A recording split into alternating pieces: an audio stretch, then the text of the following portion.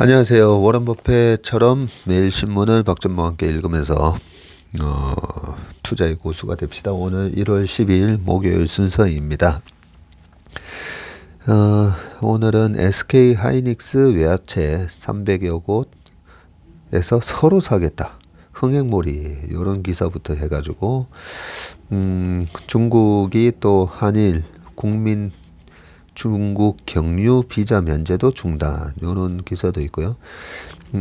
또 테슬라가 7.7억 불 투자 텍사스 공장 증설한다는 거, 그리고 미국에서 항공 시스템 원인 불명 오류가 있었다라는 그런 부분이 아침에 저도 기사를 봤었는데 이 부분이 어땠는지, 그리고 중국 출생아 연 1,000만 명 턱걸이라고 돼 있는데 거대한 중국 소비 시장이 유지가 되려면 인구가 계속 유지가 돼야 되는데 이 부분은 또 어떤 식으로 앞으로 전개될 건지, 그리고 또 하나가 이제 불황 그림자 유럽은 선택과 집중 아트페어 구조조정 이런 기사들로 오늘 한번 말씀을 드리겠습니다. 먼저 SK 하이닉스 외화채 300여 곳서 서로 사겠다 흥행몰이, 수출입은행 포스코에 이어서 하이닉스 25억 달러 발행 성공이라고 되어 있는데요. 연초 한국 기업이 외화채 발행 시장에서 흥행을 이어가고 있다. 한국 수출입은행이 지난 4일 포문을 연 데 이어서 9일 포스코, 10일 SK 하이닉스가 달러채 발행에 성공을 했네요. 지난주에는 그 롯데 칠성부터 해가지고 그죠? 우리나라 기업들 회사채 발행에 그 많은 돈이 뭐 11배나 넘는 돈이 몰려서 흥행을 이루고 있다라는 부분을 설명을 드렸었는데 이 부분은 달러채입니다. 달러채. 연초 이후 외화채 발행 기업 해가지고 지금 표가 나오고 있고요. 수출입은행이 1월 4일 35억 달러, 우리나라 돈으로 한 4조, 그리고 1월 9일 포스코가 20억 달러, 그리고 하이닉스가 25억 달러에 이렇게 성공을 했네요. 이 부분이 어떻게 주가에 영향을 주는지는 좀 이따가 말씀을 드리겠습니다. 11일 투자업계에 따르면 하이닉스가 외화채 조달을 위해 실시한 수요 예측, 우리가 이걸 갖다가 북빌딩이라고 합니다. 북빌딩에 154억 달러, 약 19조 1,500억 원의 주문이 몰렸다고 하고요. 하이닉스는 수요 예측 결과를 토대로 총 25억 달러, 약 3조 1,000억 어치의 달러채를 발행하기로 했네요. 3년 만기이고요. 7억 5천만 달러인데 5년 만기는 10억 달러, 10년 만기짜리는 7억 5천만 달러 등이고요. 또 금리가 중요하겠죠. 주문이 몰리면서 금리도 처음 제시한 수준보다 0.4에서 0.5%포인트 낮아졌고, 약간 경매 입찰 방식이 약간 그런 식인 것 같습니다. 우리가 그 공모주 할 때도 저희 기관 투자가들이 공모가를 적어내거든요. 증권사, 주관사인 증권사가 공모가 밴드를 제시하고요. 18,000원에서 20,000원 이렇게 제시하면 저희 입장에서는 좀 많이 받고 싶으면 20,000원, 21,000원, 22,000원 좀 가격을 높게 써야 탈락이 되지 않고, 공모가 확정 공모가가 20,000원으로 결정됐는데 19,000원 이렇게 써내면 그 물량을 못 받는 경우가 생깁니다. 그래서 웬만하면 물량을 받기 위해서 공모가를 20,000원이면 밴드 상단이 20,000원이더라도 21,000원, 22,000원 이렇게 적기도 하는데, 비슷한 식으로 이렇게 회사채 시장에서도 발행을 할 때 오히려 딱 정해놓고 하는 것보다 대충 이렇게 제시를 해놓고 경쟁 입찰 방식에서 우리는 금리 조금 낮아도 되니까 우리는 꼭 이 회사채 사고 싶어 이렇게 되면 금리가 떨어지는 그런 방식이네요. 3년 만기 미국 국채 금리에다가 2.4%포인트 가상금리겠죠. 그리고 5년 만기 2.75%포인트, 그리고 10년 만기에는 3.1%포인트를 가산을 했다고 합니다. 최종적으로 6.25에서 6.5% 사이에서 금리가 결정됐다고 합니다. 지금 미국 10년 국채 금리가 지금 3.5 얼마잖아요. 그저께는 3.61이었으니까 그러면 3.6 기준으로 해서 가상금리가 10년 만기에 하이닉스가 발행하는 10년 만기는 3.1, 3.6에서 3.1 더하면 3.7 정도일 건데 여기는 이제 일단 6.5 정도에서 결정이 됐다고 합니다.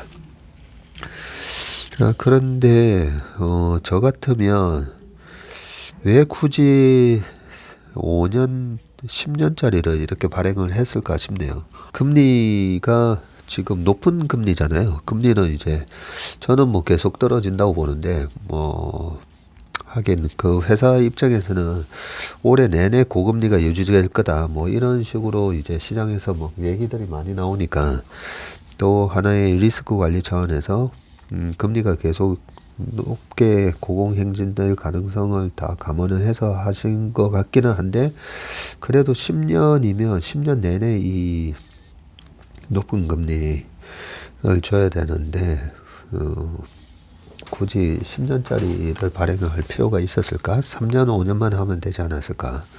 그런 생각이 듭니다. 왜냐하면 그동안에 10년물 국채금리 보시면 40년 내내 장기 하향 추세거든요.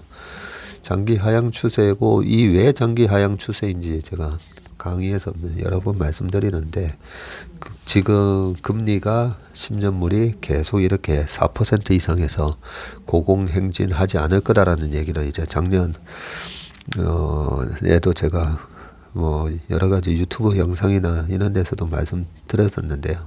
아무튼 그렇습니다. 예, 3년, 5년, 10년 이런 식으로 해서 10년물 국채 미국 국채금리 플러스 가상금리 해서 결정이 됐다는 거고요. SK 하이닉스의 신용등급은 S&P 기준으로 트리플 B 마이너스네요. 예, 트리플 B 마이너스로 높지 않지만 수출입은행과 포스코에 이어서 흥행에 성공하면서 한국물에 대한 기대를 키웠다. 지난해 흥국생명 사태로 한국물의 크레딧 스프레드가 미국 국채금리와의 차이를 얘기하는 이 크레딧 스프레드가 커지자 우량한 한국 회사채를 좋은 가격에 담기 위한 기관 투자자의 수요가 몰렸다는 분석이다. 기관의 자금 집행이 집중되는 연초 효과도 톡톡히 누린 것으로 보인다. 수출입은행은 4일 실시한 수요 예측에서 정부채를 제외하고 역대 최대인 35억 달러 규모 글로벌 본드 발행에 성공을 했고 포스코도 그렇고 마찬가지라고 합니다. SK 하이닉스가 발행하는 외화채가 투자자들의 관심을 더 끈 건 ESG에 주목하는 글로벌 투자자를 겨냥했기 때문이다. 그래요. 이번 발행에서 5년물은 지속가능 연계 채권 SLB로 구성이 됐고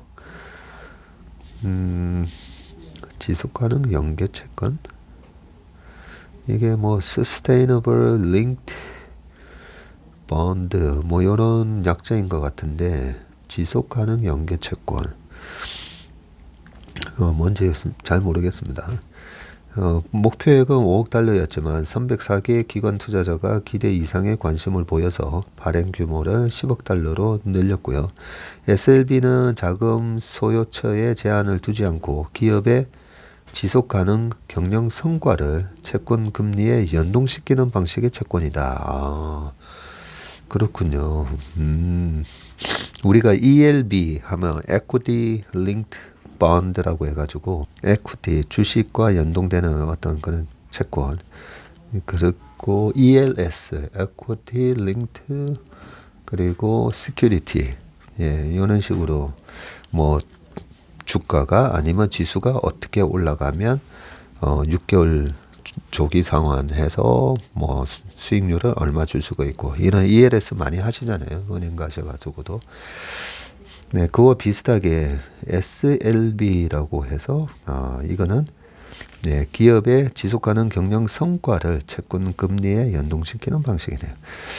예를 들어서 지속가능 경영 목표를 달성하지 못하면 채권 이자율이 0.1%포인트씩 오르는 식이고 10년물은 그린본드로 발행이 됐네요. 이제는 채권을 발행하면서 이렇게 ESG랑 연동을 해서 할 수가 있네요.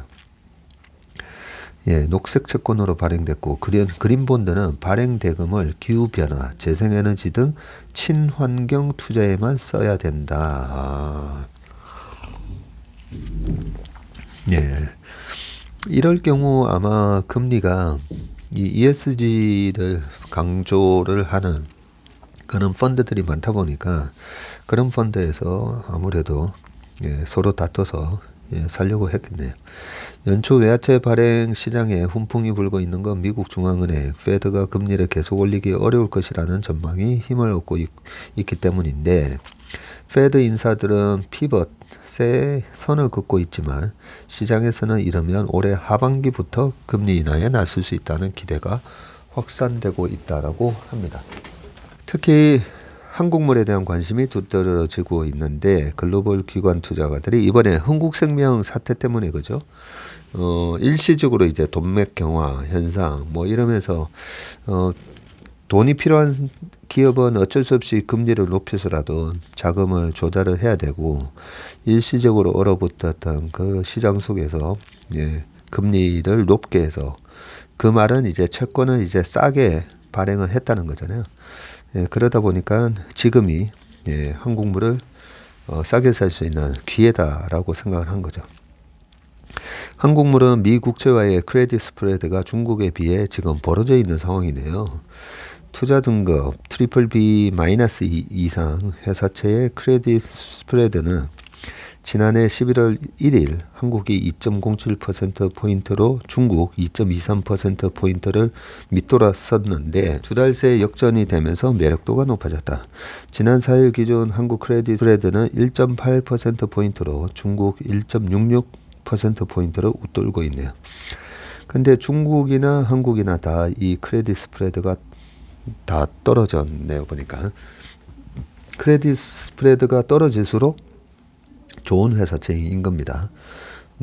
그 기준이 되는 미국채 10년물이 거의 리스크 프리, 거의 뭐 그 디폴트 리스크가 없는 그런 채권으로 보고 있기 때문에 미국 국채 10년물을 기준으로 얼마나 더 스프레드를 높여서 발행을 하느냐에 따라서 그 발행하는 기업이나 나라의 신용도를 알 수가 있는데 크레딧 스프레드가 한때 2.23 뭐 이렇게 올라갔다가 지금 1.6 중국도 그렇게 떨어졌다고 하니까 이머징 마켓에 대한 리스크를 이제는 좀 낮게 보고 있다라고 보면 될 것 같고요. 다른 기업들도 줄줄이 외화채 발행에 나설 채비를 하고 있다. 우리은행, 한국전력, 현대캐피탈 등이 조만간 수요 예측을 앞두고 있고 이 외에도 한국타이어, GS칼텍스, 산업은행, 하나은행, 국민은행, 미래에셋증권 등도 외화채 발행에 나설 것으로 투자업계는 보고 있다라고 되어 있습니다. 제가 지난번에 그 말씀도 한번 드렸죠. 오히려 달러가 강할 때 달러를 빌릴 수 있으면 제일 좋다고요.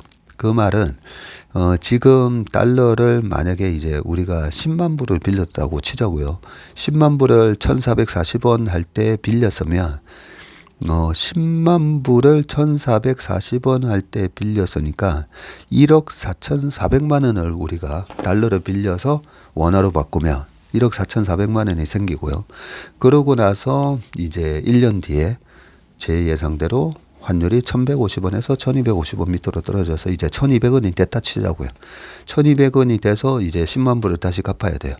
그러면 10만 불을 1억 2천만 원만 주면 10만 불을 살 수가 있으니까 1억 2천만 불을 10만 불을 사서 갚으면 되잖아요. 그래서 지금 그런 얘기를 제가 몇 번 해드렸었는데 이렇게 기업들이 줄줄이 외화채 발행에 나서고 있다라는 게 지금 아주 잘 아시는 거죠. 달러가 있으면 달러를 제가 적극적으로 팔라고 말씀드렸는데 달러를 팔아서 현금화 시키는 게 원화로 바꾸는 게 맞았고요. 돈이 필요한 기업 입장에서는 이왕이면 달러채로 돈을 빌리는 게 지금은 유리하다라고 저는 생각을 했습니다. 지금도 똑같습니다. 1250원, 벌써 뭐 1240원인데 너무 고점에서 많이 떨어진 거 아닌가요? 라고 생각하기보다는, 원달러 환율의 20년 평균은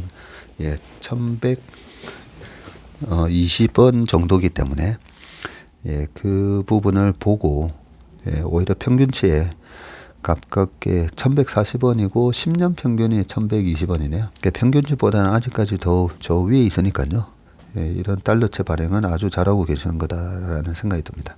그 다음은요. 불황 그림자 유럽은 선택과 집중, 아트페어 구조조정이라고 되어 있는데, 얼마나 이제 유럽의 세계 3대 그 소비 지역이 미국, 유럽, 그리고 이쪽 동북아시아, 이런 식으로 이제 우리가 볼 수가 있는데, 일단 유럽, 과거에 선진국이 몰려있는 그런 대륙이고, 아직까지도 소득 평균 수준이 아주 높습니다. 뭐라고 적혀 있는가 보겠습니다. 슈퍼 럭셔리 자동차를 생산한 롤스로이스는 지난해 최고 실적을 거뒀다. 모두 6,021대의 차를 팔아치웠고 118년 역사상 6,000대 이상을 판매한 것은 처음이다. 어제 기사에도 봤죠. 대형 갤러리를 중심으로 한 미술계는 롤스로이스 판매 성적에 반색을 했다. 글로벌 경제 상황이 악화하고 있지만 최상위권 부자들의 씀씀이는 줄지 않았다는 이유였다. 요게 핵심 키워드죠. 미술시장 매출의 대부분을 책임지는 부류는 경기 변동과 상관없이 특급 명작을 사들이는 최상위권 부자다. 1902년 창간한 미국의 대표적인 미술 전문지 아트뉴스는 이렇게 분석을 했다. 올해 미술시장도 괜찮을 것 같다. 네. 하지만 미술계 내부 사정은 복잡하다. 초고가 미술품 시장과 대중작품 거래 시장 사이에 온도차가 크기 때문이다. 경기가 어려워지면 평범한 부자가 살 만한 일반적인 작품들은 구매의 손길이 딱 끊긴다. 불황 때마다 미술계에서 빈익빈 부익부 현상이 벌어지는 이유다. 이런 현상은 막대한 돈이 오가는 아트페어에서 가장 잘 드러난다. 세계 최대 전시업체 MCH 그룹은 2010년 시작한 아트페어 마스터피스 런던 개최를 올해부터 잠정 중단하기로 했다고 최근 발표했네요. 지난해 갤러리 128곳이 참여하는 등 호평을 받아온 행사였는데, MCH 그룹은 물가가 오르고 업황이 악화했기 때문이라고 설명했고요. 하지만 업계에서는 MCH 그룹이 본격적인 아트페어 구조조정에 들어갔다고 본다. 한정된 명작 수량을 지난해부터 프랑스 파리에서 열기 시작한 파리 플러스 등 핵심 아트페어 한두 곳에 몰아주려는 의도가 담겼다는 얘기다. 최근 세계 전시 업계에서는 이 같은 약육강식 현상이 심화되고 있고, 지난해 10월 열린 파리 플러스가 세계 3대 아트페어로 꼽히던 PIAC를 밀어내는 게 대표적이다. 미술품 거래시장 독점 경쟁은 아시아에서도 치열하게 벌어지고 있고, 아시아 미술시장의 맹주 홍콩이 휘청이는 틈을 노리는 한국, 싱가포르, 일본이 아트페어 산업에 뛰어들면서다. 미술계 관계자는 키아프 프리즈가 분발해야 한국 미술이 살아남을 수 있다고 했습니다. 이 글을 읽으면서 그림 시장에 대해서 얘기를 하는데, 저는 주식 투자의 거의 정석에 대해서 쭉 얘기를 해주는 그런 느낌을 받았습니다.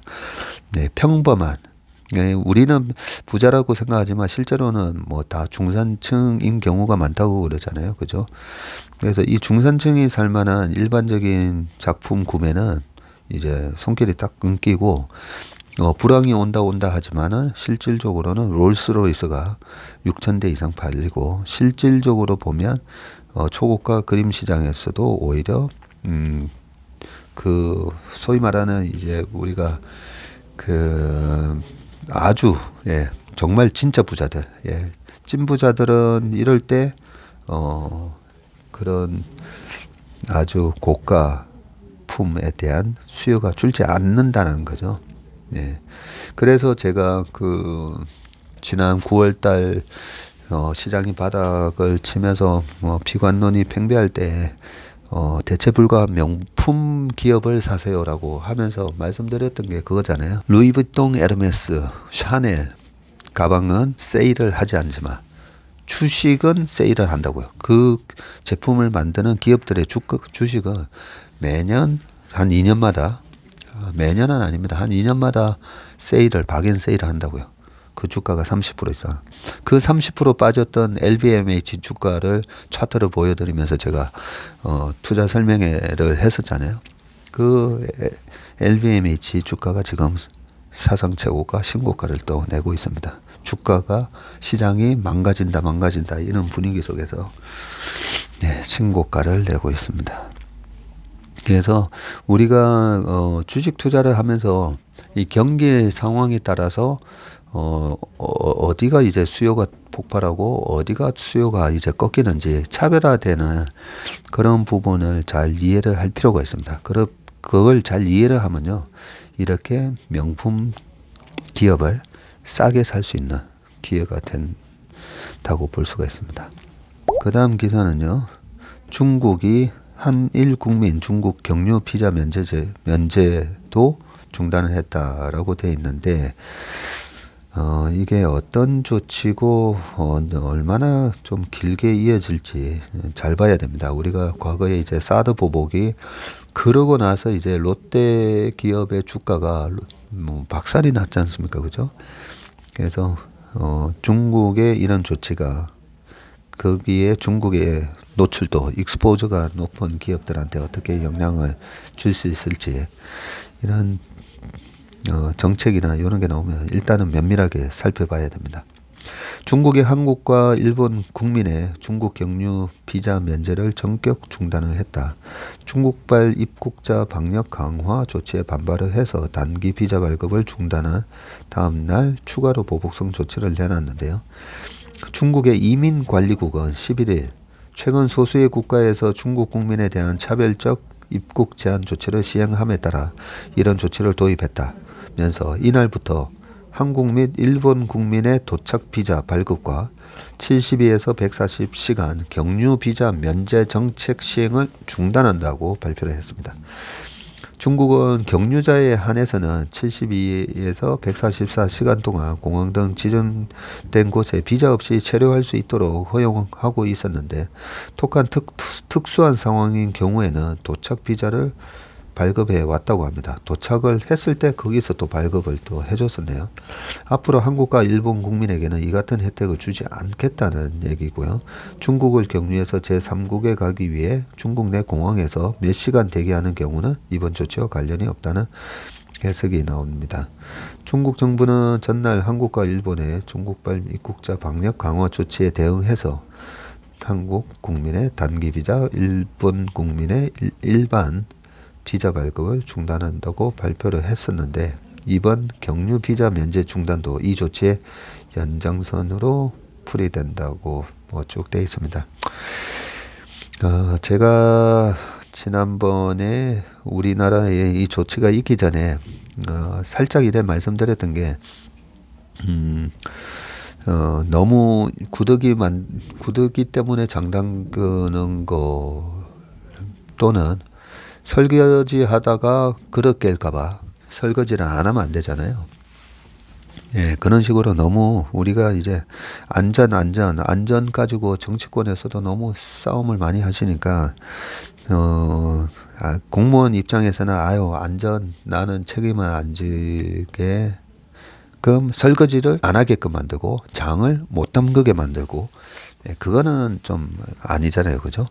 그래서 일단은 이제 한 1-2주 정도는 이제 어느 정도의 중국의 코로나 상황이 우리가 한번 겪었던 그런 변이종인지 아니면 새로운 건지에 대한 이제 조사는 뭐 한 1-2주 해보면 충분히 나올 거니까요. 과거 2003년도 코로나 사스 때, 그때 이제 주중 대사로 계셨던 김하중 대사님이 이제 당시에 다른 나라들 대사관이 전부 철수를 하는데, 그때 이제 대사관 직원분들이 그 김하중 대사님한테도 이제 얘기를 합니다.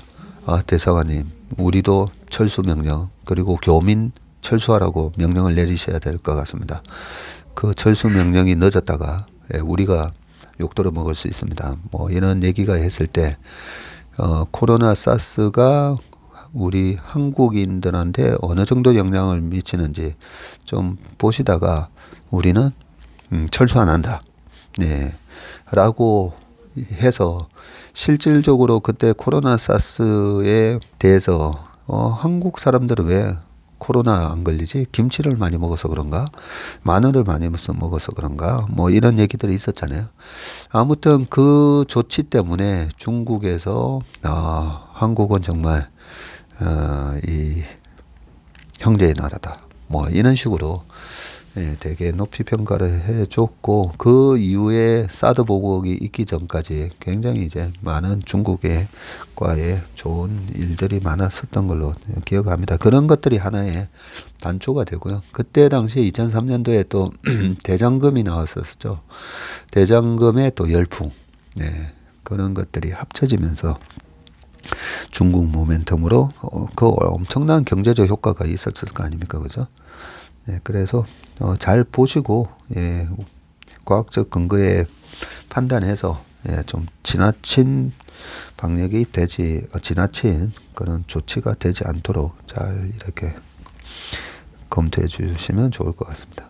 그 다음 기사는 테슬라 7.7억 불 투자 텍사스 공장 증설 라고 되어 있습니다. 요즘 테슬라 때문에 이제 스트레스들 많이 받으시는 분들 많으신데 이럴 때일수록 테슬라에 대한 주가 전망 뭐 이런 거 보다는요 그냥 요렇게 보시는 게 낫습니다. 실제로 이 테슬라가 최근에 가격을 인하한 게 정말 제품이 뭐가 잘 안 팔려서 그런 건지 일단 기사 읽어볼게요. 재산 감옥은 머스크 기네스북에라고 되어 있는데 테슬라가 약 7억 7,600만 달러 우리나라 돈으로는 9,700억을 투자해서 텍사스 주의 오스틴 공장을 증설하기로 했네요.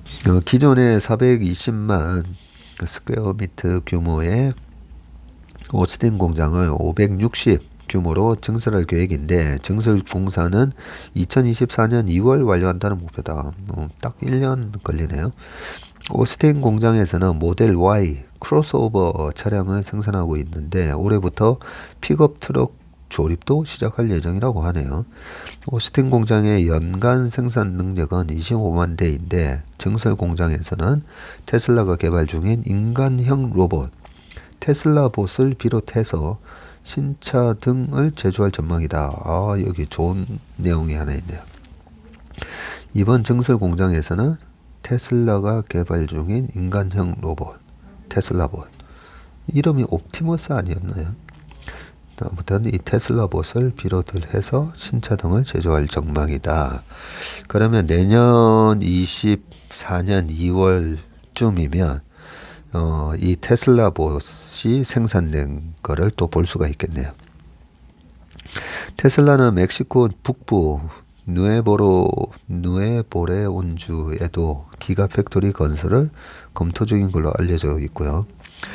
머스크는 지난해 2030년 말까지 연간 2천만 대 차량 생산 목표를 달성하기 위해서 10개에서 12개 공장을 추가로 증설할 것이라고 말을 했었는데요.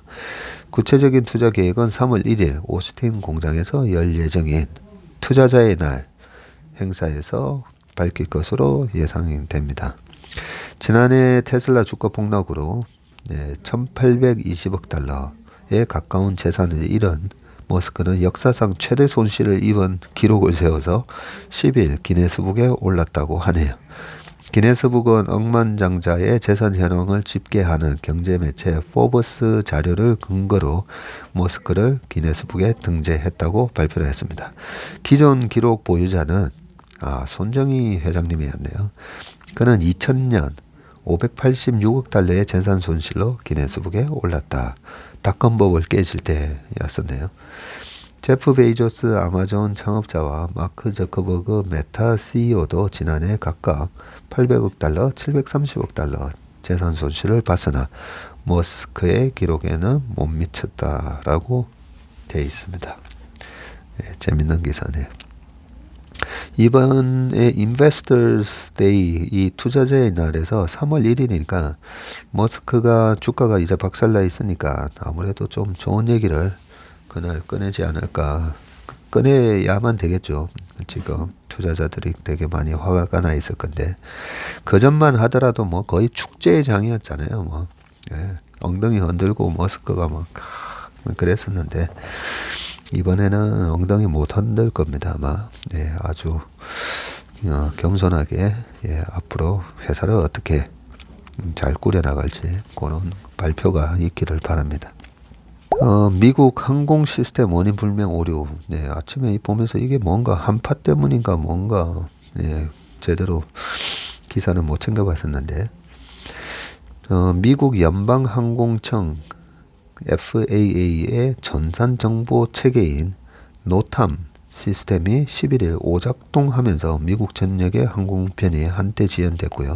이날 미국행을 예정했던 국제선 항공편에까지 여파가 미쳤다.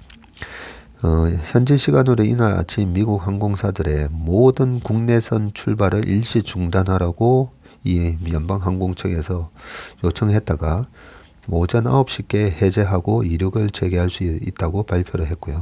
사태의 원인은 조종사들이 이륙 전에 반드시 파악해야 하는 정보를 제공하는 시스템인 이 노탐의 오작동에 있었다고 합니다.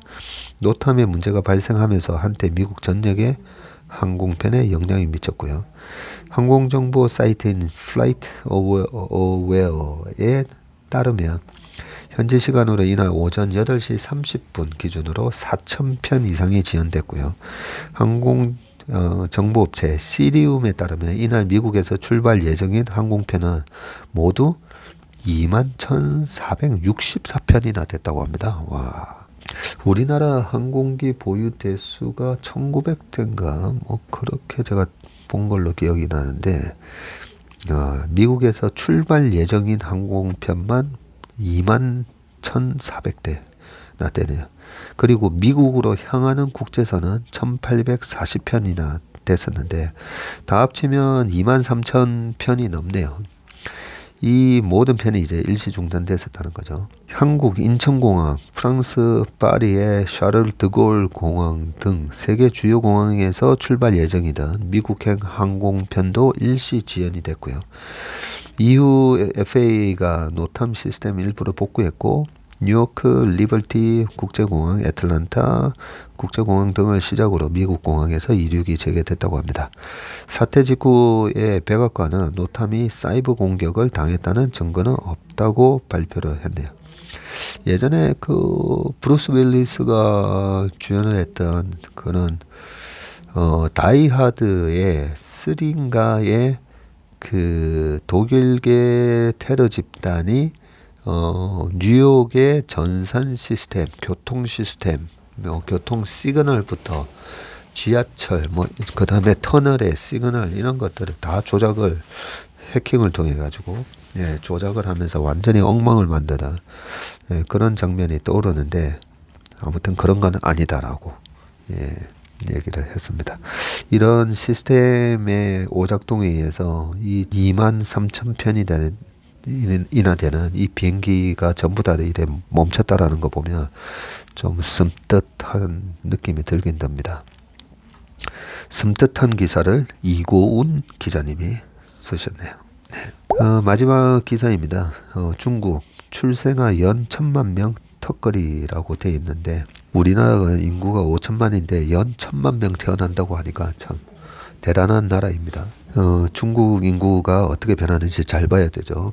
네, 그저께 제가 멜스스의 인구론 말씀드렸는데 그 예전에 버블붐이라는 책도 쓰고 그리고 또 시장이 이제 폭락한다 그런 책의 제목도 써가지고 2018년 그때 장 올라가기 전에 한참 유행했던 책이 있었는데요. 해리덴트 거기서 썼던 무슨 절벽이 온다 막 그때도 보니까 뭐 절벽 온다 뭐 폭락한다 뭐 아무튼 그 해리덴트의 처음에 이 버블붐 책을 2005년인가 6년에 읽었을 때 2007년이었나? 예, 그 책을 읽으면서 인구가 이렇게 중요하구나라는 걸 제가 많이 알게 됐었는데요. 중국의 작년 출생아 수가 1,000만 명으로 사상 최저치를 기록했을 것으로 추정된다고 합니다. 1,000만 명인데 사상 최저라고 합니다. 올해부터 인구 감소가 시작될 것이란 우려도 나오는데요. 뭐 사상 최저라고 하는 게 이제 사상 최저는 아니고 아마 통계 집계 이후 사상 최저겠죠. 블룸버그에 따르면 중국 인구학자 허야푸는 지난해 중국의 출생아 수가 1,000만 명에 그쳤을 것으로 추정이 되는데 이는 1949년 중화인민공화국 수립 이후 최저치라고 합니다. 네. 중국 국가통계국은 다음 주 2022년 출산율 통계를 발표할 예정이고요. 표를 보니까 지금 이제 표가 나오는데 2018년도에 1,523만 명이 태어났네요. 와. 그러다가 2022년에 1,000만 명이니까 중국도 꽤 빠르게 줄어들고 있네요. 허야프는 지난해 중국 사망자 수가 코로나 확산 때문에 2021년 사망자 수를 웃돌았을 수 있다고 봤는데 사망자가 출생아보다 많은 데드크로스가 발생했을 가능성도 있다는 설명이다. 21년 중국의 출생아 수는 1,062만 명이고요. 사망 인구는 1,014만 명으로 집계됐다. 일반적으로 이제 출생 수랑 사망 수랑 거의 비슷한가 보네요. 미국이 1년에 3억 3천만 명인데 280만 명, 290만 명 정도 사망하는 걸로 제가 본 기억이 있는 것 같은데 14억 인구인데 1,000만 명 정도 죽고 1,000만 명 정도 태어나네요. 인구 순정가 규모가 48만 명이었었는데요. 21년에는 중국 본토 내 31개 성시 자치구 인구는 14억 지금 1260만 명을 기록하고 있고 홍콩 마카오는 제외라고 합니다. 중국의 인구 감소 시점은 예상보다 훨씬 빠르게 다가오고 있는데 위에는 2031년 중국 인구가 정점을 찍고 감소할 것으로 예측을 하고 있다고 합니다. 중국의 출생아 수가 1970년대 한 가정 한 자녀 정책을 도입한 뒤에 점차 이렇게 줄어들고 중국도 고령화가 아주 심각하다고 합니다. 오늘 웜의 심박 순서는 여기까지 하겠습니다.